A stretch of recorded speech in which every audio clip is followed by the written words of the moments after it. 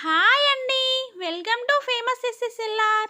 ఆసియాలోనే అతిపెద్దదైన Indira Gandhi memorial tulip గార్డెన్ను మార్చిలో పర్యాటకుల సందర్శనార్థం తెరిచారు. ఈ గార్డెన్లో 74 హెక్టార్ల విస్తీర్ణంలో 17 లక్షలకు పైగా తులిప్ పుష్పాలు ఉన్నాయి. ఇవి మార్చి నుండి ఏప్రిల్ మధ్యలో వికసించి వర్ణరంజితంగా శోభిల్లుతూ చూపరులను మైమర్పింపజేస్తాయి. ఈ తులిప్ గార్డెను దాల్ సరస్సుకు, జబర్వాన్ కొండలకు మధ్య ఉంది.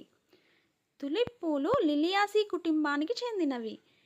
ఈ ఉద్యానవనాన్ని 2007లో అప్పటి జమ్మూ కాశ్మీర్ ముఖ్యమంత్రి గారైన గులాం నబీ ఆజాద్ గారు ప్రారంభించారు.